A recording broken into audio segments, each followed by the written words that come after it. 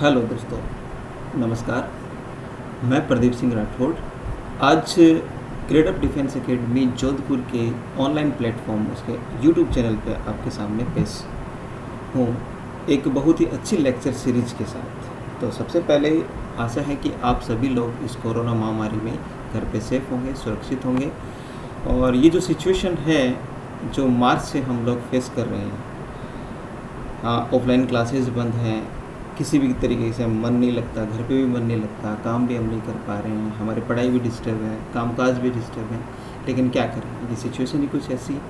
लेकिन फिर भी एक डिफेंस एकेडमी जो ग्रेड डिफेंस एकेडमी है वो आप सभी के लिए हम लोग आर्मी क्लर्क की एक पूरी लेक्चर सीरीज़ हम शुरू करने जा रहे हैं। तो आर्मी क्लर्क का जो सिलेबस है उसके बारे में हम डिस्कस करेंगे और किस तरीके से हमारी क्लासेस का जो पैटर्न रहेगा, हमारे ऑनलाइन क्लासेस किस तरीके से रहेगी, वो चीज़ हम लोग यहाँ पर डिस्कस करेंगे। तो आज की जो पहली क्लास है वो कम्प्लीटली आपकी एक इंट्रोडक्शन क्लास है। इस इंट्रोडक्शन क्लास में हम लोग डिस्कस करेंगे कि हमारा जो आर्मी क्लर्क है, इस आर्मी क्लर्क का जो सिलेबस है वो क्या रहेगा। आर्मी क्लर्क के सिलेबस के बारे में हम डिस्कस करें उससे पहले मैं आपको बता दूँ कि मैं आप लोगों को जनरल साइंस और कंप्यूटर की क्लासेज माफ की लूँगा।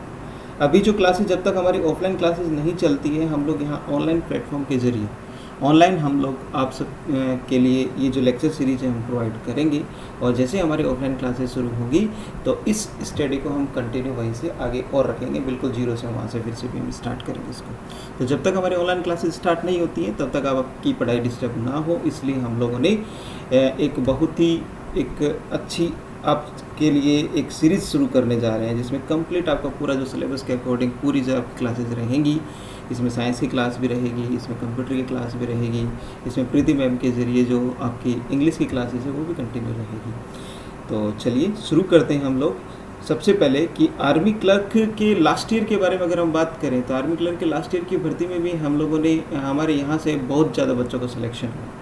और पुराने बच्चे वो जानते भी हैं कि जिसमें साइंस और कंप्यूटर की क्लासेस भी रही थी, बहुत अच्छे क्वेश्चंस भी आए थे और बहुत बढ़िया प्लेटफॉर्म भी रहा था। लेकिन हालांकि अभी फ़िलहाल हम ऑफलाइन क्लासेस शुरू कर नहीं सकते क्योंकि जब तक ऑर्डर नहीं आते हैं सरकार के ज़रिए, हम ऑनलाइन क्लासेस की तरफ ही हम लोग मूव करेंगे। ऑफलाइन क्लासेस हम स्टार्ट नहीं कर सकते। तो जैसा भी है, जैसे हमारे ऑफलाइन क्लासेज होगी तो हम ऑफलाइन क्लासेस में आपसे मिलेंगे और बहुत बढ़िया से हम लोग बिल्कुल जीरो से हीरो तक पूरा आपको स्टडी करवाएंगे। यानी A to Z तक हमारी कंप्लीट स्टडी रहेगी। आपका जो जीरो लेवल से लेके जहाँ तक आपका एग्ज़ाम पॉइंट ऑफ व्यू से आपको बिल्कुल एकदम एक्सपर्ट। तो लास्ट ईयर भी हम लोगों ने काफ़ी मोर देन 50 स्टूडेंट्स एक सिंगल बैच से हमने सिलेक्शन दिए थे, ठीक है। और एयरफोर्स में भी हमारे बहुत सारे बच्चों का सिलेक्शन हुआ है। नो डाउट जोधपुर में आप सभी ग्रेड अप के बारे में जानते हैं। तो चलिए हम लोग शुरू करते हैं हमारे आज की इस क्लास के अंदर कि आर्मी क्लर्क का एक्चुअली में एग्ज़ाम का पैटर्न क्या है। तो आर्मी क्लर्क की अगर हम पेपर पैटर्न की बात करें तो आप सभी ने यहाँ पर देखा होगा कि जनरल नॉलेज, जिसको हम जीके कहते हैं, जनरल नॉलेज है, जनरल साइंस है, मैथ्स है, कंप्यूटर है और इंग्लिश का एक अलग ही पार्ट सेकंड के अंदर। ये पार्ट 1 के अंदर आपने देखे होंगे 4 सब्जेक्ट यहाँ पर दे रखे हैं और 4 सब्जेक्ट जो कौन कौन से हैं, जीके, जिसमें 5 क्वेश्चंस 20 मार्क्स के रहेंगे, ठीक है। इसी प्रकार जीएस जनरल साइंस क्वेश्चंस तो 5 ही आएंगे, लेकिन ये 5 क्वेश्चन जो रहेंगे ये मल्टीपल टाइप के रहेंगे, यानी एक क्वेश्चन के अंदर बहुत सारे क्वेश्चन होंगे। और इसमें जो मार्क्स होंगे ये कितने मार्क्स का होगा, ये 20 मार्क्स का। और इसी प्रकार अगर मैथ्स की बात करें, मैथ्स में जो क्वेश्चंस रहेंगे वो 10 क्वेश्चंस रहेंगे और 40 नंबर का। तो यहाँ पर अगर देखें तो मैथ्स का वेटेज भी अच्छा खासा है। और दूसरा वेटेज जो है आपका इंग्लिश का तो नो डाउट है ही है, 25 क्वेश्चंस हैं और 100 मार्क्स के हैं। अगर देखें तो पार्ट 1 है टोटल, वो भी जिसके लिए मिनिमम मार्क्स आपको 32 चाहिए और मिनिमम मार्क्स पार्ट सेकंड के लिए भी 32 चाहिए। टोटल जो एग्रीगेट पासिंग मार्क्स हैं वो 80 चाहिए आपको। तो ये दोनों चीज़ें आपको ध्यान में रखनी है। इंडिविजुअल पार्ट 1 में 32 तो होंगे ही होंगे और पार्ट सेकंड में 32 तो मिनिमम होंगे ही होंगे, लेकिन उन सब के अलावा एग्रीगेट परसेंटेज जो आपको दी है, जो आपके कितने मार्क्स होंगे वो 80 मार्क्स होंगे। ये ध्यान रखें क्योंकि अगर टोटल इनको जोड़ते हैं तब भी कितने होते हैं, 30 और 30 60 और 2 यानी 64 मार्क्स। तो 64 मार्क्स यहाँ पर हो रहे हैं, लेकिन हमें एग्रीगेट कितने चाहिए, 80। तो यहाँ पर देखो जो सबसे इम्पोर्टेंट जो रोल अदा है यहाँ पर पार्ट 1 में जो है वो 2 सब्जेक्ट हम लोग यहाँ पर डील करेंगे। पहला सब्जेक्ट हमारा रहेगा वो जनरल साइंस का रहेगा और दूसरा सब्जेक्ट हमारा जो रहेगा वो कंप्यूटर साइंस का रहेगा, ठीक है। तो सबसे पहले ये जनरल साइंस के बारे में हम लोग जानते हैं कि जनरल साइंस का सिलेबस क्या रहता है। तो जनरल साइंस, तो सबसे पहले अगर जनरल साइंस की बात करें हम लोग यहाँ पर, तो ये जो जनरल साइंस का सिलेबस जो रहता है वो 10th स्टैंडर्ड का रहेगा। किसका रहेगा ये? 10th स्टैंडर्ड का सिलेबस रहेगा। इस 10th स्टैंडर्ड के सिलेबस के अंदर हालांकि मैक्सिमम जो पार्ट रहता है वो आपका रहता है बायोलॉजी का, ठीक है। बायोलॉजी के बाद में नेक्स्ट जो पार्ट रहता है वो केमिस्ट्री और फिजिक्स। तो मैक्सिमम क्वेश्चंस, अगर 5 क्वेश्चंस दे रखे हैं तो 5 क्वेश्चंस में से मान के चलो कि 3 क्वेश्चंस आपके बायोलॉजी के रहेंगे इसके अंदर। तो बायोलॉजी में भी पूरा बायोलॉजी का पार्ट नहीं है, कुछ इंपॉर्टेंट पार्ट है जो हमें डिस्कस करना है। चलिए सिलेबस के बारे में आगे डिस्कस करते हैं। तो जनरल साइंस में सबसे पहले यहाँ पर दिया है हमारे पास ह्यूमन बॉडी, मानव शरीर जिसको हम कहते हैं। तो यहाँ पर एक शब्द दिया ह्यूमन बॉडी, तो इस ह्यूमन बॉडी में साथ में उसने जो सिलेबस में आपका जो PDF दे रखी है जो ऑफिशियल वेबसाइट के ऊपर, उस पर ये लिखा है ह्यूमन बॉडी, और उसके साथ में दे दिया है फूड एंड न्यूट्रिशंस, यानी कि भोजन और पोषण। इसको हम अगर हिंदी में बात करें तो क्या कहते हैं इसको हम कहते हैं भोजन व पोषण। अगर भोजन व पोषण की अगर हम बात करें तो पोषण क्या है, पोषण कितने प्रकार के होते हैं और पोषण की हमारे शरीर के लिए क्यों आवश्यकता है, इसी पोषण के अंदर कौन कौन से इंपॉर्टेंट पोषक तत्व हैं, कौन कौन से इंपॉर्टेंट न्यूट्रिएंट्स हैं, जैसे कि कार्बोहाइड्रेट, फैट, विटामिन और मिनरल्स, इन सब के बारे में हम लोग जानेंगे। तो ये एक पूरा एक चैप्टर रहता है आपका, और इसमें बहुत सारे मल्टीपल चैप्टर हैं। आप देखो कार्बोहाइड्रेट के बारे में अलग से हम पढ़ते हैं, विटामिन के बारे में अलग से हम पढ़ते हैं, और इसके साथ साथ हम लोग फैट के बारे में पढ़ते हैं, और इन सब के बाद मिनरल्स के बारे में हम पढ़ते हैं। तो ये सारी चीज़ें हम 1 बाय 1 पढ़ेंगे। कौन कौन से सोर्सेज हैं जिनसे हमें अच्छे न्यूट्रिशंस मिलते हैं, अच्छे विटामिन हमें मिलते हैं, ये सारी चीज़ 1 बाय 1 हम डिस्कस करेंगे।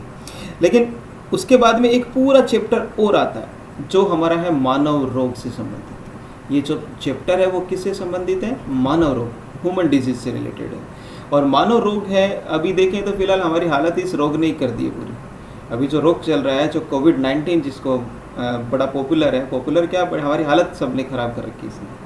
हालत अगर देखें तो क्या है ये कोविड-19, जिसके बारे में भी हम चर्चा करेंगे, क्योंकि ये भी करंट का बहुत बड़ा एक है पार्ट जो एग्ज़ाम में बिल्कुल श्योरली आपसे पूछेगा, और बिल्कुल पूछेगा। इस कोविड-19 के बारे में भी हम जानेंगे, क्या है वायरस, वायरस क्या होते हैं, वायरस में RNA वायरस क्या होते हैं, DNA वायरस क्या होते हैं, और ये कोरोना इतना घातक क्यों है।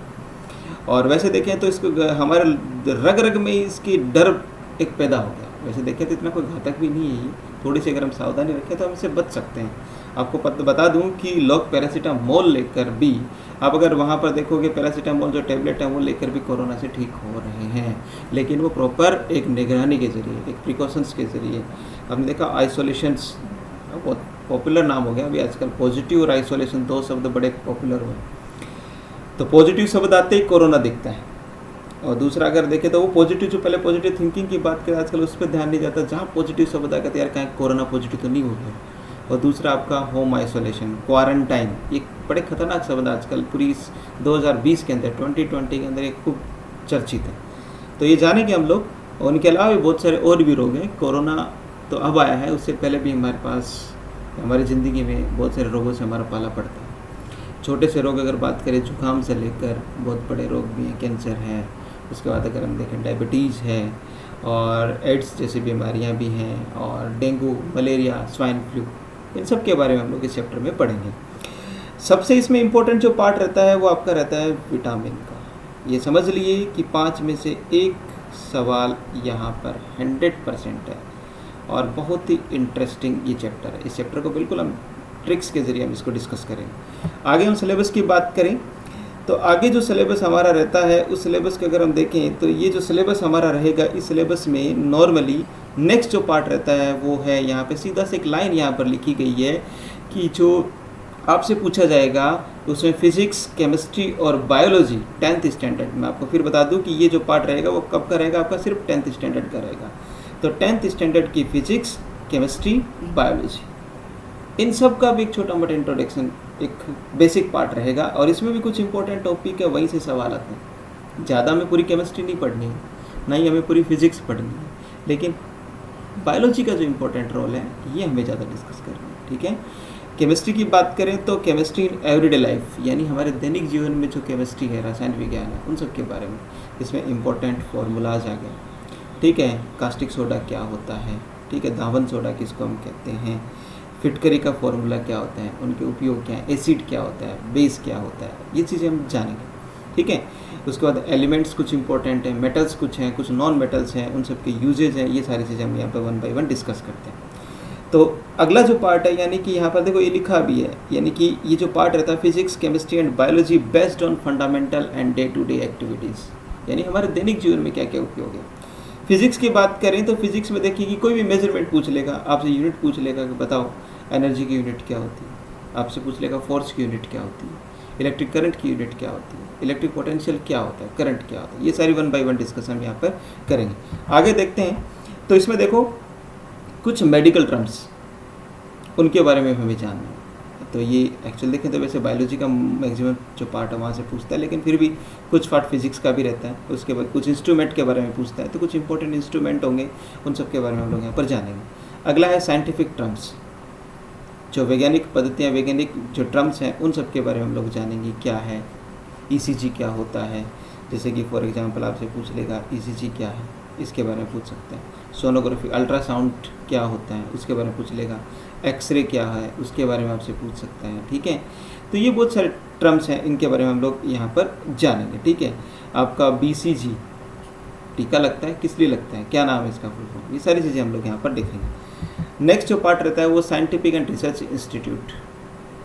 थोड़ा सा अगर देखें तो हमारे रिसर्च सेक्टर से रिलेटेड थोड़ा सा हमें स्पेस एंड टेक्नोलॉजी के बारे में हम लोग यहाँ पर डिस्कस करेंगे। पूरा नहीं, स्पेस एंड टेक्नोलॉजी जो आरएस और आईएएस में पूछता है वो वाला पार्ट नहीं, लेकिन कुछ पार्ट हमें पता होना चाहिए। आप डिफेंस की तैयारी कर रहे हो, आपको ये पता होना चाहिए कि पीएसएलवी क्या है, आपको ये पता होना चाहिए कि जीएसएलवी क्या है, आपको ये पता होना चाहिए कि डीआरडीओ क्या है। ठीक है, इसके बारे में आपको पता होना चाहिए डीआरडीओ क्या करता है। आपको ये पता होना चाहिए कि अग्नि मिसाइल क्या है, और आपको ये भी पता होना चाहिए कि अभी जो भारत में शामिल हुआ है रफाल क्या करता है। ठीक है, और इन सब के बारे में हम लोग यहाँ पर पढ़ेंगे। तो ये छोटा सा जनरल साइंस का पार्ट है। चलिए, ह्यूमन बॉडी एक शब्द यहाँ पर दिया था, तो ह्यूमन बॉडी से रिलेटेड अगर हम देखें तो ह्यूमन बॉडी से रिलेटेड हमें कुछ और पार्ट भी हम थोड़ा सा डिस्कस करें, क्योंकि मैंने बताया आपको बायोलॉजी का पार्ट ज़्यादा रहेगा। तो ह्यूमन पार्ट में सबसे पहले बहुत सारे यहाँ पे सिस्टम्स हैं, बहुत सारे तंत्र हैं मानव शरीर से रिलेटेड, ह्यूमन बॉडी से रिलेटेड, उन सब के बारे में 1 बाय 1 हम डिस्कस करेंगे। पहला जो पार्ट है वो है स्केलेटन सिस्टम, जिसको हम कहते हैं कंकाल तंत्र। और इस कंकाल तंत्र में पूरी हमारी जो कहानी रहेगी वो किसकी रहेगी, हड्डियों से संबंधित, बोन से रिलेटेड पूरा पार्ट इसमें रहेगा। कौन कौन से बोन्स हैं, सबसे छोटी हड्डी कौन सी है, सबसे बड़ी हड्डी कौन सी है। ठीक है, कान की जो हड्डियाँ हैं वो कौन कौन सी हड्डियाँ होती हैं, फीमर क्या है, ठीक है, पसलियाँ कितनी होती हैं, कितने प्रकार की होती हैं, ये सब 1 बाय 1 हम पढ़ेंगे। तो इसमें बाह्य कंकाल तंत्र क्या होता है, अंतः कंकाल तंत्र क्या होता है, इन सब के बारे में, एक्सोस्केलेटन सिस्टम, एंडोस्केलेटन सिस्टम, ये सारा पार्ट हम लोग यहाँ पर डिस्कस करेंगे। बोन मेरो क्या होता है, बोन मेरो जिसको हम बोलते हैं मेरुरज्जु, जिसको हिंदी में क्या बोलते हैं मेरुरज्जु, और मेरुरज्जु जिसको हम इंग्लिश में बोलते हैं बोन मेरो। तो ये बोन मेरो क्या होता है, कहाँ पर पाया जाता है, इस हड्डियों को हम कैसे हम मजबूत करेंगे, हमारे शरीर की कौन कौन सी हड्डियों का क्या क्या काम होता है, ये बेसिक पार्ट हम स्केलेटन सिस्टम में यहाँ पर डिस्कस करेंगे।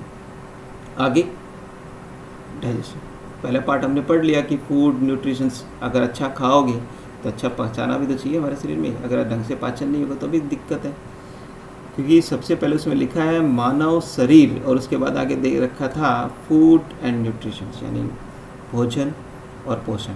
और भोजन पोषण किससे मिलता है, अच्छे खाने से, अच्छा खान पान से। अभी भी कोरोना में अब देखा होगा आपने कि खान पान पे बड़ा ध्यान देने के लिए जोर दिया जाता है।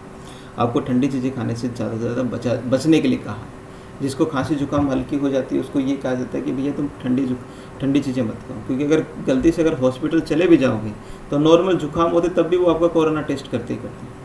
थोड़े टाइम पे जब लॉकडाउन था तो आपने देखा होगा कि अगर मेडिकल स्टोर पे हम लोग जाते थे तो वहाँ पे हमें जुकाम और बुखार की टेबलेट भी नहीं देते थे। वो साहब यही कहते थे पहले डॉक्टर की प्रिस्क्रिप्शन लेके आओ, अगर डॉक्टर रिकमेंड करेगा तो ही हम देंगे। और डॉक्टर के पास आप जाओगे तो डॉक्टर सबसे पहले क्या करेगा, कोरोना टेस्ट करेगा। तो आधा तो हमें वैसे डर के हमारी हालत ख़राब कर देते हैं, डरा के हालत ख़राब कर देते हैं, कोरोना हो या ना हो। और बहुत सी ऐसी चीज़ें हैं, खांसी जुकाम होती है तो ऐसा डर की सिचुएशन हमारे मन में आ गई थी कि जैसे खांसी जुकाम होती तो हमें ये लगते थे, हम बार बार हमारी जो सांस रोक कर देखते थे। तो ये जियो वाले ने मई जियो है, एयरटेल है, कोई भी ऐप खोलो उसमें सब सेल्फ एनालिसिस टेस्ट बड़ा। आरोग्य सेतु बड़ा चर्चा में फिलहाल, आरोग्य सेतु भैया। और आरोग्य सेतु आप सभी के मोबाइल फ़ोन में होगा भी। जो एक फेमस जो एक्टर है अजय देवगन, अमिताभ बच्चन, इसका ऐड भी करते हैं। बॉडीगार्ड, आपका खुद का बॉडीगार्ड। तो यहाँ बॉडीगार्ड किसको बनाया? आरोग्य सेतु को बनाया। तो आरोग्य सेतु ये है, चलो ये जो भी है, हमें थोड़ा सा इस कोरोना के बारे में थोड़ा सा हमें इसके बारे में अवेयर करने के लिए गवर्नमेंट की एक अच्छी पहल है। आज हम कॉल करते हैं तो सबसे पहले 2 सेकंड जो आप देखोगे लगभग 1 मिनट के आसपास वो कोरोना वाली जो आपने देखा होगा, उस एक कॉलर ट्यून जो है वो चलती है। तो उसके बारे में, लेकिन ये सारी चीज़ें जो है हमारे शरीर में कहीं ना कहीं जिम्मेदार जो है वो हमारे शरीर में होने वाली जो उथल पुथल है उसके कारण। रोग क्या होता है? रोग हमारे शरीर में जो जो सामान्य दिनचर्या में किसी भी तरह का अगर बदलाव है, अगर आप ठीक से बोल नहीं पा रहे हो तो आप रोगग्रस्त हो, अगर आप ठीक से चल नहीं पा रहे हो रोगग्रस्त हो। जरूरी नहीं है कि रोग किसी वायरस, किसी बैक्टीरिया, उसी के जरिए आपके रोग आप चलते चलते अगर मान के चलो बारिश के समय अगर कहीं फिसल गए, गिर गए, चोट लग गई, पैर में मोच आ गई, तो वो रोगग्रस्त हो, आप चल नहीं पा रहे हो, आपकी जो डेली रूटीन है वो कहीं ना कहीं डिस्टर्ब हुआ। तो इसीलिए अगर देखें तो कहीं ना कहीं हमारे पास ये जो सिस्टम है इनमें भी किसी प्रकार का, तो ये सिस्टम हम जो पढ़ रहे हैं इसमें डाइजेस्टिव सिस्टम का भी एक इंपॉर्टेंट रोल है। किस तरीके से हम भोजन का पाचन करेंगे, भोजन का पाचन का प्रोसेस क्या होता है, कैसे भोजन का पाचन होता है, ये सारी चीज़ें हम इसमें पाचन तंत्र में हम डिस्कस करेंगे आगे। अब अगर अच्छा पचाओगे तो पचने के बाद अगला जो काम होता है वो क्या होता है? उत्सर्जन करना, एक्सक्रीटरी सिस्टम जिसको हम बोलते हैं। उत्सर्जन प्रक्रिया किस प्रकार से होती है और उत्सर्जन में जो इम्पोर्टेंट रोल आप देखते हो जैसे कि किडनी है, इसके बारे में हम लोग पढ़ेंगे। हमारे जो लंग्स हैं उनके बारे में हम पढ़ेंगे। तो लंग्स भी एक इम्पोर्टेंट रोल अदा करता है। आपने देखा होगा हमारे लंग्स है उसमें भी जो हमारे फेफड़े हैं वो भी क्या करते हैं, जो भी प्राणवायु जिसको आप कहते हो ऑक्सीजन को हमारे शरीर तक पहुंचाने का काम, ऑक्सीजन और जो जितने भी अपशिष्ट जो आपकी कार्बन डाइऑक्साइड है और जो जितने भी आपकी जो नाइट्रोजन है, इन सभी गैसेस को अगर देखोगे तो बाहर निकालने का काम भी करते हैं। तो श्वसन प्रक्रिया वगैरह तो वो भी कहीं ना कहीं एक उत्सर्जन के अंदर था। हमारी त्वचा भी एक उत्सर्जन में आते हैं, देखो पसीना आता है, तो ये भी एक उत्सर्जन का काम करते हैं। तो ये सारी चीज़ें हम इसमें चैप्टर में पढ़ेंगे। एक्सक्रीटरी सिस्टम क्या है, कौन कौन से इसके लिए इम्पोर्टेंट जो उत्सर्जन तंत्र के अंग कौन कौन से हैं, कैसे ये काम करते हैं, सब हम यहाँ पर डिस्कस करेंगे। आगे जो रहेगा सबसे इम्पोर्टेंट पार्ट है वो है ब्लड का। ब्लड सर्कुलेटरी सिस्टम कंप्लीट हम पढ़ेंगे। और एक सवाल 100% आपका 100% जो है वो किससे रहेगा भैया? ब्लड वाले चैप्टर से रहेगा। बहुत इंपॉर्टेंट चैप्टर है ये। इस ब्लड की अगर हम बात करें तो बहुत ही इंपॉर्टेंट चैप्टर है ये। ब्लड जो है, इस ब्लड से एक सवाल श्योर 100% है, वो चाहे आपका सिंपल ब्लड से पूछ ले, सिंपल आपसे ब्लड से पूछ ले, या आपसे पूछा जा सकता है किसी न किसी हमारे हार्ट से पूछ सकता है, ठीक है। तो एक 100% यहाँ से सवाल आएगा। चलिए आगे जो चैप्टर हम पढ़ेंगे वो है हमारा तंत्रिका। तंत्रिका तंत्र में इम्पोर्टेंट जो पार्ट होगा वो क्या रहेगा? ब्रेन का। अक्सर सवाल आता है कि ब्रेन से संबंधित जो ब्रेन कितने पार्ट में डिवाइडेड होता है, ब्रेन क्या होता है, ब्रेन आपका किस प्रकार के नर्वस सिस्टम का पार्ट है। तो मैं बता दूं कि सेंट्रल नर्वस सिस्टम का एक पार्ट है। तो इसमें प्रमस्तिष्क क्या होता है, अनुमस्तिष्क क्या होता है, सेरिबेलम, सेरिब्रम जिसको हम बोलते हैं, मेडुला ऑब्लिंगेटा जिसको हम बोलते हैं, ये क्या होता है, क्या इनके इंपॉर्टेंट रोल होते हैं। और दारू पीने के बाद में मस्तिष्क का कौन सा भाग काम करना बंद कर देता है, ऐसे सवाल अक्सर आते हैं, ठीक है। तो ये सारी चीज़ें हम इसमें पढ़ेंगे 1 बाय 1। और अगला जो रहेगा हमारा वो रहेगा एंडोक्राइन सिस्टम, यानी अंतःस्रावी तंत्र। वैसे देखें तो एक इम्पोर्टेंट पार्ट है, यहाँ जो सवाल आते हैं वो मोस्टली ग्लैंड से आते हैं, यानी एंडोक्राइन ग्लैंड्स जो होते हैं अंतःस्रावी ग्रंथियों से आते हैं, जिसमें पीयूष ग्रंथि, थायराइड ग्रंथि, ये बहुत सारे चैप्टर आते हैं। इसमें क्या क्या पढ़ते हैं हम लोग? पीयूष ग्रंथि हम पढ़ते हैं, थायराइड ग्रंथि हम पढ़ते हैं यहाँ पर, ठीक है। इसके साथ आप देखोगे आपका अधिवक्र ग्रंथि जिसको हम बोलते हैं, वृषण के बारे में हम लोग यहाँ पर पढ़ते हैं, अग्नाशय ग्रंथि के बारे में हम लोग पढ़ते हैं। तो बहुत सारे इंपॉर्टेंट रोल है इन ग्रंथियों का। और एक सवाल यहाँ से भी इम्पोर्टेंट बनने के चांसेस हैं। एक बार के लिए आपसे यहाँ से सवाल नहीं पूछेगा, एक बार के लिए आपका यहाँ एक्सक्रीटरी सिस्टम से सवाल नहीं पूछेगा, लेकिन जो इम्पोर्टेंट है मैं आपको बता दूँ इम्पोर्टेंट जो पार्ट है ह्यूमन बॉडी में डाइजेस्टिव सिस्टम, ह्यूमन ब्लड, और नर्वस सिस्टम में ब्रेन, और एंडोक्राइन सिस्टम में ग्रंथियाँ। तो कौन कौन सी ग्रंथियों की क्या क्या रोल है, एक इम्पोर्टेंट है, ये एग्जाम पॉइंट ऑफ व्यू से सवाल यहाँ से बन जाते हैं। अगला है श्वसन तंत्र, तो इसके बारे में भी जानेंगे, लेकिन फिर भी मैं आपको बता दूं कि 3 पार्ट आपको बिल्कुल ढंग से करने हैं, जिसमें डाइजेस्टिव, ब्लड और एंडोक्राइन सिस्टम। इससे अक्सर एग्जाम में सवाल आते हैं। आप जितने भी रेलवे के एग्ज़ाम हुए हैं, चाहे रेलवे लोको पायलट हुआ हो, रेलवे डी ग्रुप हुआ हो पीछे, ठीक है, बहुत सारे एग्जाम हुआ, उनमें मैक्सिमम जो सवाल बने वो digestive system, blood, endocrine system, इनसे एक एक सवाल 100% बने। तो एक ह्यूमन एक्चुअल में देखें तो ये एक इम्पोर्टेंट पार्ट है। आज कहीं भी बीमारियां होती तो सबसे पहले आपने देखा होगा डॉक्टर आपकी सीबीसी टेस्ट करता है। तो सीबीसी टेस्ट में वो ये क्या करता है, आपकी ब्लड की कंप्लीट रिपोर्ट ही तो होती है उसमें, डब्ल्यूबीसी कितनी है, हीमोग्लोबिन कितना है, आरबीसी कितना है, आपकी किस तरीके से, आप देखो कोई भी इन्फेक्शन होता है तो सबसे पहले जो इन्फेक्शन की जड़ होती है वो डब्ल्यूबीसी। आप देखोगे तो इसका बढ़ना घटना दोनों ही घातक है, ठीक है। तो ये देखोगे, ये तो कुल मिलाकर ये इंपॉर्टेंट पार्ट है, ये आपसे पूछा जाता है। अभी भी आपने देखा होगा कोविड-19 की अगर हम बात करें तो कोविड-19 में प्लाज्मा थेरेपी का एक इम्पॉर्टेंट रोल है। ये प्लाज्मा क्या है, कहाँ पढ़ेंगे हम, ब्लड में पढ़ेंगे। कहा जाता है कि जो कोविड अगर पेशेंट जो था अगर वो नेगेटिव हुआ है, ठीक हुआ है, रिकवर हुआ है, तो रिकवर होने के बाद सरकार उससे कहती है कि भैया तुम प्लाज्मा डोनेट करो, उससे आग्रह करती है। अब दिल्ली में देखा होगा कि प्लाज्मा थेरेपी का अरविंद केजरीवाल ने बहुत ज़्यादा जोर दिया कि, और बार बार आपने देखा बहुत सारे ऑडियो भी वायरल हो रहे हैं, जो अक्सर कोरोना नेगेटिव हुए पेशेंट से बात करता है और उनसे प्लाज्मा डोनेट करने की उनको सलाह देता है कि भैया आप प्लाज्मा डोनेट करो। तो चलिए आगे बढ़ते हैं हम लोग। हमारा जो अगला पार्ट है, मैंने आपको बताया कि फूड एंड न्यूट्रिशन हम पढ़ेंगे। ये जो इंपॉर्टेंट फूड एंड न्यूट्रिशन में हम क्या क्या पढ़ेंगे, विटामिन के बारे में पढ़ेंगे। विटामिन क्या है, विटामिन कितने प्रकार के होते हैं, जल में घुलनशील विटामिन कौन से होते हैं, वसा में घुलनशील विटामिन कौन कौन से होते हैं, विटामिन के रासायनिक नाम कौन कौन से हैं, ठीक है। इनको हम बिल्कुल एक ट्रिक के जरिए हम पढ़ेंगे, ठीक है। और नेक्स्ट जो रहेगा वो कार्बोहाइड्रेट। कार्बोहाइड्रेट में ग्लूकोज, फ्रुक्टोज, इन सब के बारे में हम पढ़ेंगे। सुक्रोज क्या होते हैं, ग्लूकोज, ठीक है। और कार्बोहाइड्रेट कितने प्रकार के होते हैं, मोनोसेकेराइड क्या होता है, डाइसेकेराइड क्या होता है, पॉलीसेकेराइड क्या होता है, इन सब के बारे में डिस्कस करेंगे। प्रोटीन बड़ा इंपॉर्टेंट रोल है भैया प्रोटीन का, हमारे शरीर निर्माण का जो काम करता है वो कौन करता है, ये प्रोटीन ही करता है। तो प्रोटीन के बारे में हम लोग यहाँ पर डिस्कस करेंगे। नेक्स्ट रहेगा फैट। किसके बारे में पढ़ेंगे, फैट के बारे में पढ़ेंगे। फैट क्या है, वसा क्या है।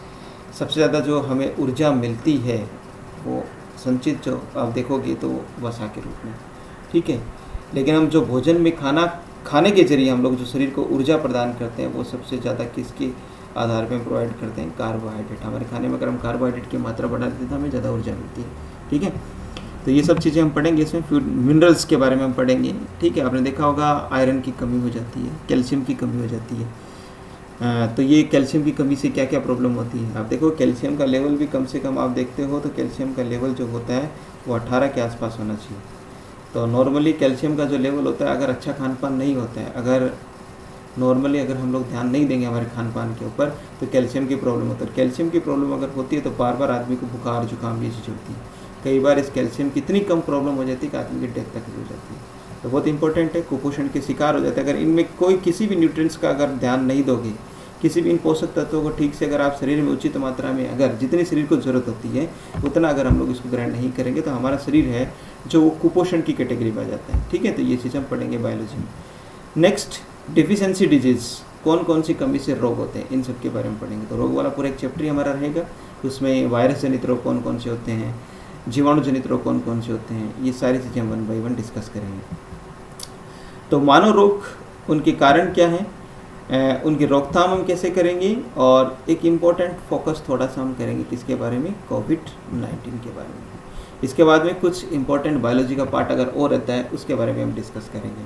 इंपॉर्टेंट पार्ट अगर बायोलॉजी के देखें तो उसमें और भी कुछ चीज़ें रहती हैं, जैसे थोड़ा बहुत हम सेल स्ट्रक्चर के बारे में हम डिस्कस कर लेंगे, ठीक है।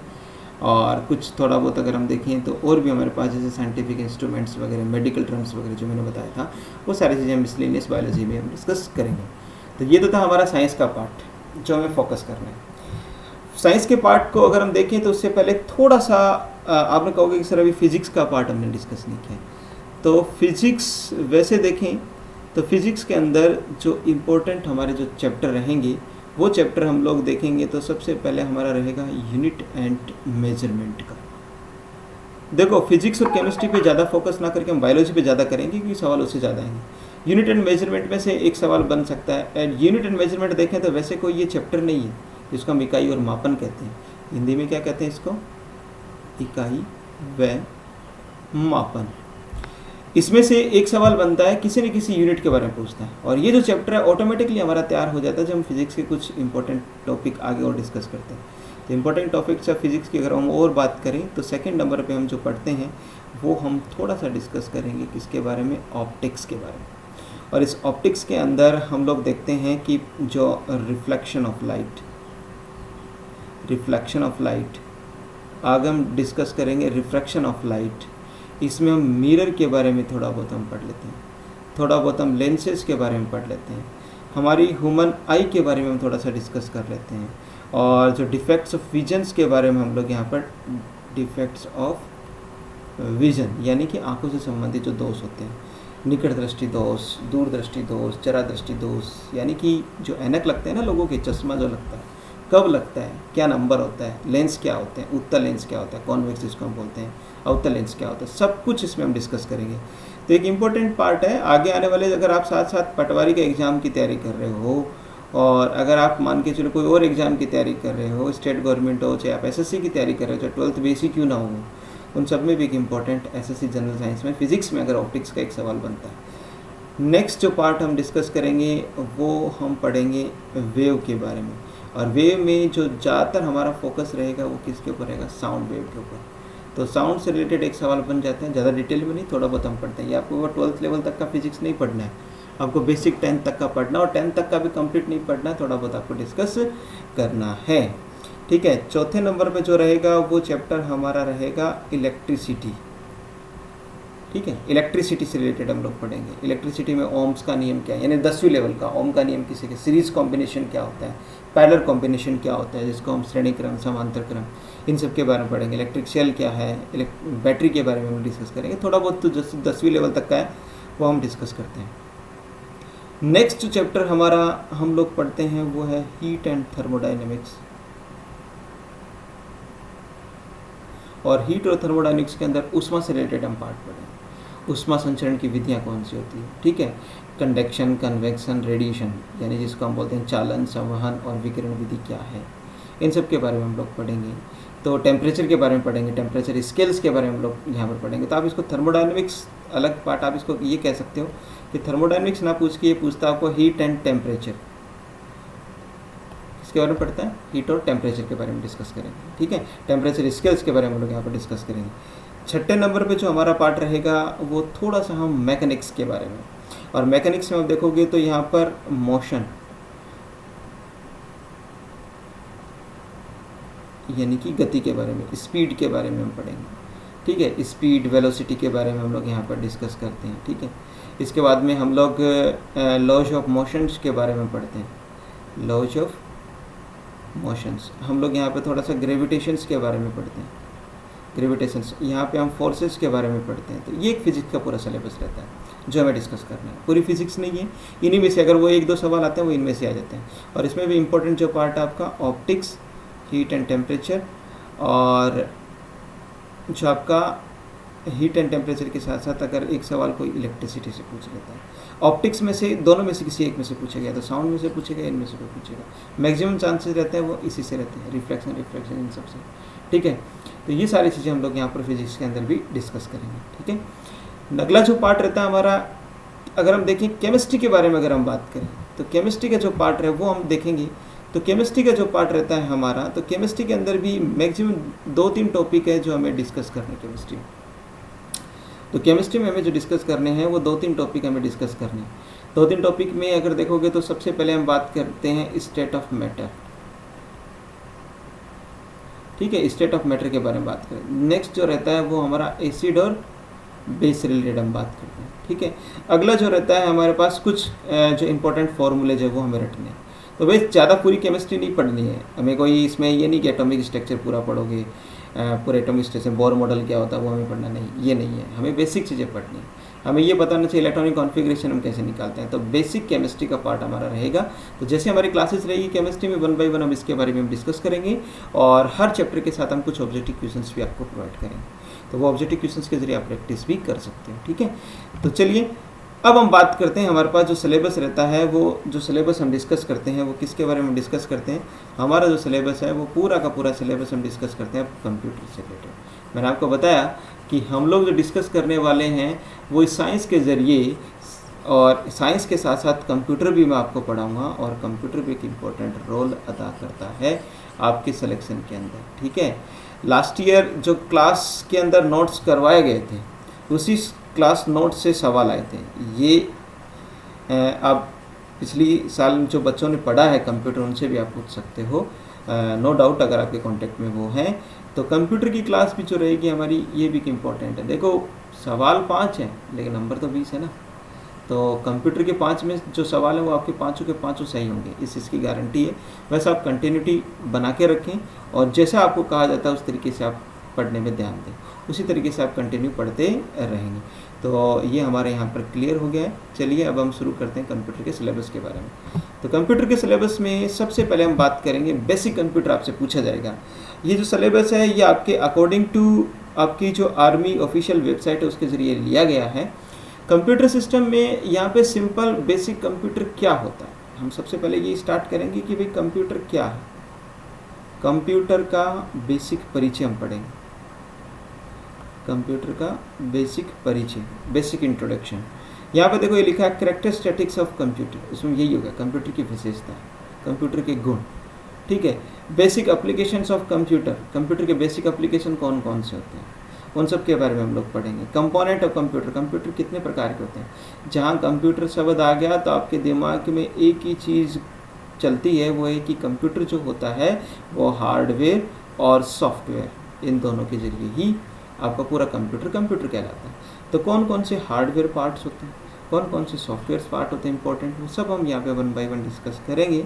और यहाँ पर दिया गया कंप्यूटर जो किस, अगर हार्डवेयर की देखें तो कंप्यूटर किन किन चीज़ों से मिलकर बनता है। उसमें इनपुट डिवाइस भी आती है, उसमें आउटपुट डिवाइस भी आती है, उसमें स्टोरेज डिवाइस भी आते हैं, और उसमें प्रोसेसिंग डिवाइस भी आती है। ये सारी चीज़ें मिलकर ही तो कंप्यूटर कहलाता है। कौन कौन सी इनपुट डिवाइस हैं, कौन कौन सी आउटपुट डिवाइस हैं, ये सब कुछ हम इसमें पढ़ेंगे। सेंट्रल प्रोसेसिंग यूनिट CPU बहुत इंपॉर्टेंट पार्ट है, कंप्यूटर का ब्रेन भी कहा जाता है इसको, आपको पता है। कंप्यूटर का ब्रेन क्यों कहते हैं इसको भी, तो कंप्यूटर का ब्रेन इसलिए इसको हम कहते हैं। तो कंप्यूटर का जो ब्रेन हम इसको कहते हैं तो उसके पीछे कारण क्या है। ये CPU एक्चुअल में किस पार्ट से मिलकर बना था, CPU क्या होता है, ये चीज़ें हमें पता होना चाहिए। तो CPU के बारे में अगर देखें तो CPU में मदरबोर्ड क्या होता है, प्रोसेसर क्या होते हैं, ये सारी चीज़ें 1 बाय 1 हमें पता होनी चाहिए भैया। तो ये सब कुछ हम 1 बाय 1 यहाँ पर डिस्कस करेंगे। वीडियो का मतलब कोई ये आपकी मॉनिटर स्क्रीन की बात कर रहा है, LCD LED CRT आपने सुना होगा, वही चीज़ वीडियो है। ये वीडियो का अलग नहीं होता, जिसको बोलते हैं विजुअल डिस्प्ले यूनिट।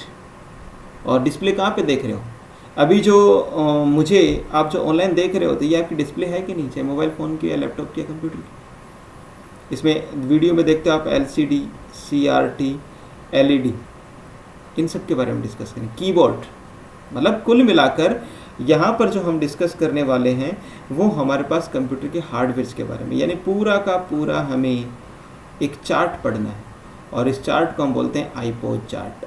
आईपोज का मतलब, आई का मतलब इनपुट, पी का मतलब होता है प्रोसेसर, और प्रोसेसर मतलब CPU, और ओ का मतलब हमें पढ़ना है आउटपुट डिवाइस के बारे में, और एस का मतलब हमें स्टोरेज डिवाइस के बारे में, मेमोरी के बारे में डिस्कस करना है। तो ये पूरा पार्ट रहेगा हमारे कंप्यूटर का बेसिक। देखो आ गया ना कि कंसेप्ट ऑफ मेमोरी। तो प्राइमरी मेमोरी क्या होती है, सेकेंडरी मेमोरी क्या होती है, रैम क्या होती है, रोम क्या होती है, मेमोरी की कौन कौन सी मेजरमेंट यूनिट्स होती हैं, byte, kilobyte, megabyte, gigabyte, terabyte, इन सब के बाद में और भी होता है। आपसे एक सिंपल सा सवाल पूछ ले कि बताओ, एक क्वेश्चन अगर मैं यहाँ पर बना देता हूँ, वो क्वेश्चन ये है कि आपको ये बताना है कि निम्न में से हाईएस्ट मेमोरी कौन सी होती है। तो आपसे अगर पूछा जाए विच इज़ हाईएस्ट,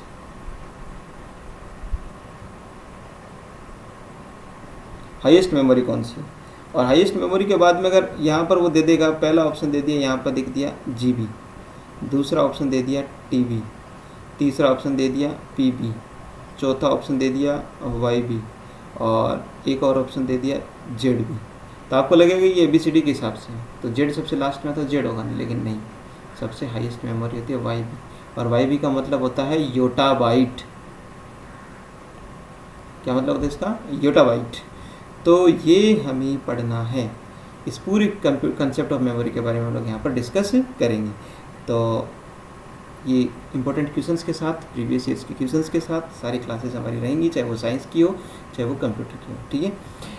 नेक्स्ट जो रहता है वो हम देखो, ये आ गया ना इनपुट और आउटपुट डिवाइस। इनपुट कौन कौन सी, यानी पूरा ये चार्ट चल रहा है, मैंने आपको बताया ना कि चार्ट हम पढ़ेंगे पूरा का पूरा। कौन सा चार्ट है ये? आईपोज चार्ट जिसको हम बोलते हैं। ये आईपोज चार्ट जो है देखो यहाँ पर माउस, ये इनपुट डिवाइस आ गया है, इसमें mouse, joystick, scanner, microphone, OCR, MICR, light pen, barcode reader, digital camera, printer, speaker, क्या होते हैं सब कुछ हम यहाँ पर 1 बाय 1 डिस्कस करेंगे। अगला जो पार्ट है यहाँ पर बूटिंग प्रोसेस और स्टोरेज डिवाइसेस। स्टोरेज डिवाइसेस में CD, DVD और आपका हार्ड डिस्क, ये सब कुछ 1 बाय 1 हम लोग यहाँ पर डिस्कस करेंगे। फ्लॉपी डिस्क, ये सब कुछ हम पढ़ेंगे स्टोरेज डिवाइसेस।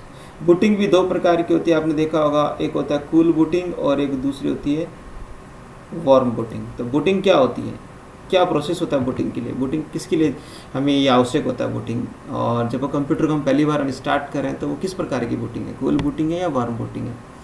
और कंप्यूटर जैसे हमारा चल रहा है उसके बाद हम उसको रीस्टार्ट करते हैं, हमारा मोबाइल फ़ोन को रीस्टार्ट करते हैं, तो वो किस प्रकार की बूटिंग है, ये सारी चीज़ें 1 बाय 1 यहाँ पर हम लोग देखेंगे।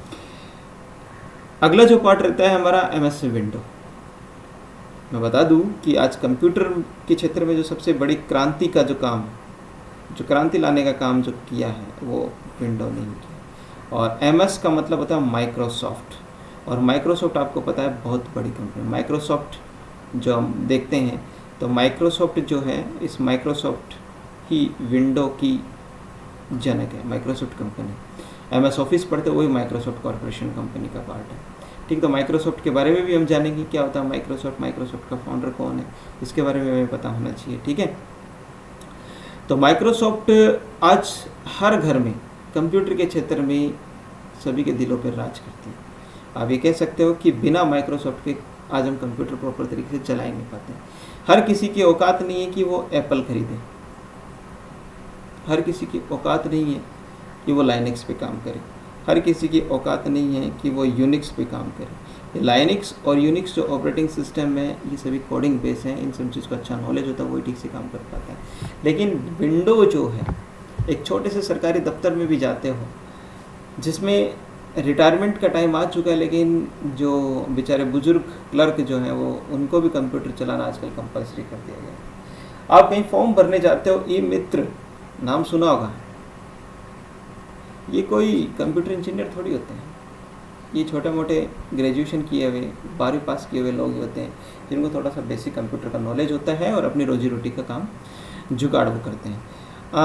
राजस्थान की अगर देखें तो RSCIT, इसमें कोई कंप्यूटर इंजीनियर थोड़ी बनाता है, लेकिन एक डिप्लोमा देता है, जिस डिप्लोमा के जरिए आपको बेसिक कंप्यूटर के लिए जो नॉलेज है उसके लिए एक डिप्लोमा ये दिया गया। और इस डिप्लोमा के अंतर्गत आपसे आज जितने भी गवर्नमेंट एग्जाम होते हैं उसमें सबसे कंपलसरी RSCIT का सर्टिफिकेट मांगा जाता है, चाहे वो पुलिस का एग्ज़ाम हो, चाहे वो आपने देखा होगा पुलिस की भर्ती जो है, पुलिस की भर्ती में भी इस बार कंप्यूटर को अलग से जोड़ दिया गया है, रीजनिंग के साथ कंप्यूटर दिया गया है। तो कंप्यूटर इम्पोर्टेंट रोल है, और इस कोरोना ने तो कंप्यूटर की और इम्पोर्टेंस बता दी। आज ये कंप्यूटर है, ये लैपटॉप है, ये विंडो है, इसी के ज़रिए तो आप ऑनलाइन क्लास एक्सेस कर पा रहे हो। सरकार है, शिक्षा मंत्री बार बार अपने बयान देते हैं, चाहे वो आपका सेंटर का जो आपका एजुकेशन मिनिस्टर हो, चाहे वो स्टेट का हो, सभी लोग आपको बार बार यही कहते हैं कि अब हम धीरे धीरे ऑनलाइन की तरफ मूव करो। कोचिंग इंस्टीट्यूट खुल नहीं रही है, सबसे पहले मार्च में बंद हुई थी कोचिंग इंस्टीट्यूट, स्कूल्स बंद हुई थी, और सबसे एंड में मेरे ख्याल से ये खुलेंगे। अभी भी कहीं पे भी कोई उम्मीद नहीं दिख रही कि इतनी जल्दी ये ओपन हो जाए, ठीक है। तो जब तक नहीं ओपन होती है, नो डाउट हमें हिम्मत नहीं हारनी है, हमें पॉजिटिव कोरोना से नहीं होना है, लेकिन पॉजिटिव दिल से होना है।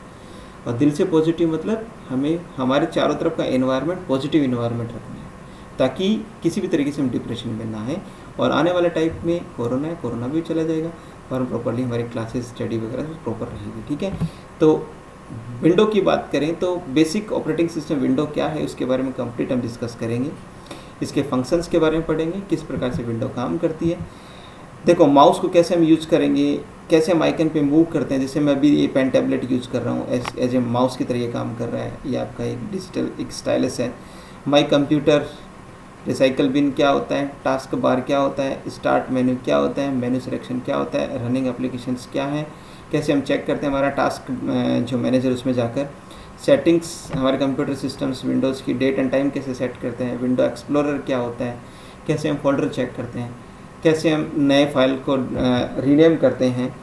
बेसिक कंपोनेंट विंडो के कौन कौन से हैं, desktop, frame, title bar, menu bar, status bar, यानी कुल मिला के हमें बेसिक कंप्यूटर के विंडो को हम कैसे ऑपरेट करेंगे।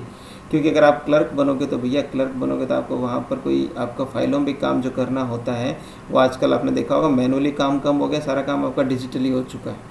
तो डिजिटल काम करने के लिए आपको किसकी ज़रूरत पड़ेगी, कंप्यूटर की ज़रूरत पड़ेगी। तो आपको कल को वो अगर अच्छी आप डिपार्टमेंट में, जिस भी डिपार्टमेंट में आप जाते हो वहाँ पर अगर आपको ट्रेनिंग भी दी जाती है तो अगर आपका बेसिक कंप्यूटर अच्छा होगा तो आप इजीली हर चीज़ को जल्दी से कैचअप कर पाओगे और अच्छे से उसको अपने जो काम काज है, अपनी जो वर्किंग इन्वायरमेंट है, आपका जो वर्किंग जो फंक्शन जो आपको करने होंगे, जो भी ऑफिस के कामकाज करने होंगे उनको आप आसानी से कर सकते हैं। ठीक है, तो ये सारी चीज़ें हमें आपको देखना है। चलिए आगे जो कंप्यूटर में पढ़ेंगे ये समझ लीजिए कि कंप्यूटर में अगर जहाँ 5 सवाल पूछे गए हैं तो 5 में से 2 सवाल 100% MS ऑफिस के, कम से कम 2 सवाल। और MS ऑफिस में भी जो इम्पोर्टेंट रोल रहेगा वो MS वर्ड और MS एक्सेल का। हमें पूरा MS ऑफिस नहीं पढ़ना है, MS ऑफिस में और भी बहुत सारी चीज़ आती है, आउटलुक आता है, ठीक है, और वो हमें MS पेंट आता है, वो चीज़ें हमें नहीं देखनी है। हमें सिर्फ पढ़ना है ये 3 पार्ट। सबसे पहले पार्ट जो रहता है हमारा MS वर्ड, और इस MS वर्ड में अगर देखोगे तो MS वर्ड के बेसिक के बारे में आपको पता है कि MS वर्ड को हम क्या कहते हैं, वर्ड प्रोसेसर सॉफ्टवेयर। अगर नहीं पता तो बता देता हूँ, इसको हम वर्ड प्रोसेसर सॉफ्टवेयर कहते हैं। इसके ज़रिए हम डॉक्यूमेंट तैयार करते हैं, वर्ड का प्रोसेसिंग करते हैं, क्रिएट करते हैं। कैसे हम डॉक्यूमेंट क्रिएट करेंगे, कैसे हम डॉक्यूमेंट को सेव करेंगे, अगर पहले से डॉक्यूमेंट आपने बना रखा है उसको एडिट करना है, फॉर्मेटिंग करनी है तो कैसे करोगे। और उसके साथ हम text style, bold, italic, underline किस प्रकार से हम उसको करेंगे। फ़ॉन्ट हम कैसे चेंज करते हैं, फ़ॉन्ट का टाइप किस प्रकार से होना चाहिए। आपको हिंदी में लिखना है तो आपको कुर्ती देव, ठीक है, डेवलिस। और अगर आपको अंग्रेजी में भी आप देखोगे तो कैलिबरी हो गया, एरियल होगा। किस फॉन्ट में आप काम कर रहे हो, साइज़ क्या है आपका, मिनिमम साइज़ कितनी होती है, मैक्सिमम साइज़ कितनी होती है, कैसे हम चेंजिंग करेंगे। स्पेलिंग कैसे हम चेक करते हैं। यूटिलिटीज़, अदर यूटिलिटी सॉफ्टवेयर को हम कैसे चेक करते हैं, रिसाइज वगैरह कैसे हम करेंगे। यूजिंग सब स्क्रिप्ट्स, आपने देखा सब स्क्रिप्ट और सुपर स्क्रिप्ट्स। जैसे आपने लिखा 2 का स्क्वायर, आपने ये लिखा 2 का स्क्वायर तो ये कहलाता है सुपर स्क्रिप्ट। और अगर आपने यहाँ पे लिखा S2O तो ये नीचे 2 आ रहा है, ये कहलाता है सब स्क्रिप्ट। तो कैसे हम इसको लिखते हैं, तो सुपर स्क्रिप्ट कैसे लगाएंगे, सब स्क्रिप्ट कैसे लगाएंगे, ये सारी चीज़ें हम रहेंगे। सिम्बल्स को हम कैसे ऐड करेंगे। प्रिंट प्रीव्यू, प्रिंट लेने से पहले हम उसका जो देखते हैं, डिजिटल जो प्रीव्यू देखते हैं कि हमारा जो प्रिंट होने के बाद में डॉक्यूमेंट कैसा दिखेगा, कैसा आएगा, तो वो चीज़ें हम लोग यहाँ पर इस पर देखते हैं। ठीक है, प्रिंटिंग डॉक्यूमेंट कैसे करते हैं। वर्ड आर्ट, आप देखो अट्रैक्टिव वर्ड टाइप में आते हैं इस प्रकार से लिखे हुए, तो वो हम कैसे करेंगे। क्लिप आर्ट, पिक्चर्स, पेज मर्ज कैसे करेंगे, स्प्लिटिंग सेल्स कैसे करते हैं, ऑटो फॉर्मेट कैसे करते हैं, ये सारे पार्ट हम इसमें पढ़ेंगे। अगला जो रहता है एक पार्ट हमारा रहता है MS पावर पॉइंट का। तो पावर पॉइंट के बारे में एक्चुअल में जहाँ तक रहेगा ये पार्ट हमारा थोड़ा हमको प्रैक्टिकल अप्रोच, हम लोग मैं डायरेक्ट आपको यहाँ पर MS वर्ड की स्क्रीन शेयर करूँगा, उसके ज़रिए हम लोग इसको प्रैक्टिकली अप्रोच के साथ हम इसको डिस्कस करेंगे। कैसे हम MS वर्ड ओपन करते हैं, ऐसे पावर पॉइंट में कैसे हम स्लाइड बनाते हैं, ठीक है, किस तरीके से हम प्रेजेंटेशन डॉक्यूमेंट तैयार करते हैं, इसके कौन कौन से इंपॉर्टेंट पार्ट होते हैं, प्रेजेंटेशन ग्राफिक्स क्या है, कंसेप्ट स्लाइड शो क्या होता है, बेसिक एलिमेंट्स स्लाइड की क्या होता है, different type of slides, layout, creating, saving presentations किस प्रकार से हम करते हैं, स्लाइड्स को कैसे हम देखते हैं, नॉर्मल व्यू क्या होता है, स्लाइड सॉर्टर व्यू क्या होता है, ये सारी चीज़ें 1 बाई 1 हम इसके अंदर डिस्कस करेंगे। अगला जो इम्पोर्टेंट है MS एक्सेल। देखो भैया क्लर्क बनोगे तो काम तो इसी पे करोगे भाई। कोई भी आपको अगर आपका जो डेटा तैयार करना है, आपको कोई भी सपोज करो आपको पूरे महीने का अगर खर्चा दिखाना है कि कितना आपने खर्चा किया, कितना आपका क्रेडिट हुआ, कितना डेबिट हुआ, इन सबको किस तरीके दिखाओगे? टेबल फॉर्मेट में दिखाओगे। और टेबुलर फॉर्मेट का सबसे जो बेस्ट सॉफ्टवेयर आपको मिलता है वो क्या है? MS Excel. MS एक्सेल के अंदर देखेंगे तो इसको हम स्प्रेडशीट सॉफ्टवेयर भी कहते हैं, पावर पॉइंट को हम प्रेजेंटेशन सॉफ्टवेयर कहते हैं, MS वर्ड को हम वर्ड प्रोसेसिंग सॉफ्टवेयर कहते हैं, और यहाँ पर MS एक्सेल की बात करते हैं हम इसको स्प्रेडशीट सॉफ्टवेयर कहते हैं। क्या बेसिक कंसेप्ट है? वर्कशीट क्या होती है, वर्कबुक क्या होती है? वर्कशीट एक सिंगल शीट को बोलते हैं जिसमें बहुत सारी टेबल्स होती हैं, बहुत सारे कॉलम्स होते हैं और बहुत सारे वर्कशीट मिलके एक वर्कबुक बनती है। किस प्रकार से हम वर्कशीट को क्रिएट करते हैं, स्प्रेडशीट पे हम कैसे हम काम करते हैं, उसमें कैसे हम नंबर को ऐड करेंगे, ये चीज़ें, टेक्स्ट कैसे ऐड करेंगे, डेट टाइम कैसे ऐड करेंगे, और ऑटोफिल का कंसेप्ट कैसे लेके आएंगे, एडिटिंग फॉर्मेटिंग वर्कशीट की कैसे करेंगे, कलर साइज फॉन्ट ये कैसे हम चेंज करेंगे, ये सारी चीज़ें 1 बाय 1 हम प्रैक्टिकली अप्रोच के जरिए हम सीखेंगे। ठीक है। एक्चुअली में मुझे पता है कि आप सबके पास RSCIT डिप्लोमा तो होगा, बट RSCIT में ईमानदारी से करते कहाँ? सिर्फ एग्ज़ाम देते हैं हम लोग, और आपने देखा होगा एग्ज़ाम भी क्या होता है, एक रात एक छोटी सी पतली सी बुक आती है मार्केट से, हम खरीद के लेके आते हैं रिफ्रेशर, और उसके ज़रिए फिर हम इसको क्या करते हैं, चेक करते हैं। तो भैया ये जो हमारा पार्ट रहा है, अगर देखोगे बेसिक तौर के ऊपर, तो ये कंप्लीट हम लोग यहाँ पर डिस्कस करेंगे। ये हमारा पूरा सिलेबस हमने डिस्कस किया है। मैं थोड़ी सी चीज़ आपको और बता दूँ कि जो MS ऑफिस वाला जो पार्ट है हमारा, इस MS ऑफिस के अगर हम देखें, इस MS ऑफिस में 2 चीज़ों पे आपको ज़्यादा फोकस करना है। अगर ये पूरी चीज़, अगर आपको कंप्यूटर का नॉलेज नहीं है, बिल्कुल जीरो है, तो भी घबराना नहीं है। ठीक है, हमें सिर्फ एग्ज़ाम क्रैक करना है, और एग्ज़ाम क्रैक करने के लिए आपको ये 2-3 चीज़ों पे फोकस करना है। तो सबसे पहले तो इन सब की आपको एक शॉर्टकट की पता होना चाहिए। अगर 2 सवाल MS ऑफिस से पूछेगा, चाहे वर्ड, एक्सेल, पावर पॉइंट किसी से, तो एक सवाल शॉर्टकट की का है। और इसमें भी आपको 2 चीज़ों की शॉर्टकट की ध्यान में रखनी है, MS वर्ड और एक्सेल। इसमें भी आपको मैं बता दूं कि 70% जो पूछता है वो MS वर्ड की पूछता है, और 30% कोई अगर पूछता है तो वो MS एक्सेल की कोई शॉर्टकट की आपसे पूछ लेते हैं। 30% ना कहोगे तो आप इसको कह सकते हो 29%, और 1% आपसे चांसेस रहता है कि वो पावर पॉइंट की आपकी शॉर्टकट की पूछेगा। ठीक है, तो ज़्यादा फोकस वर्ड और एक्सेल पे करना है। नेक्स्ट, प्रीवियस ईयर के ऑब्जेक्टिव क्वेश्चंस, जहाँ तक एक सवाल जो बचा है हमारा, एक सवाल शॉर्टकट की से और एक सवाल जो प्रीवियस ईयर की क्वेश्चन है उसमें से आ जाता है। हमारा टारगेट ये रहेगा कि इस तीनों चैप्टर के कम से कम हम 500 क्वेश्चंस तैयार करें। अगर 500 क्वेश्चंस आप अगर तैयार कर लेते हो तो ये पूरी थ्योरी पढ़ने की जरूरत ही नहीं है, आपका जो एक सवाल हो यहीं से बन जाएगा। और ये 100% आपकी गारंटी लेता हूँ मैं कि आपको पूरी थ्योरी पढ़ने की जरूरत ही नहीं पड़ेगी। आपको सिर्फ काम क्या करना है, शॉर्टकट की और ये 500 क्वेश्चंस आपको तैयार करना है।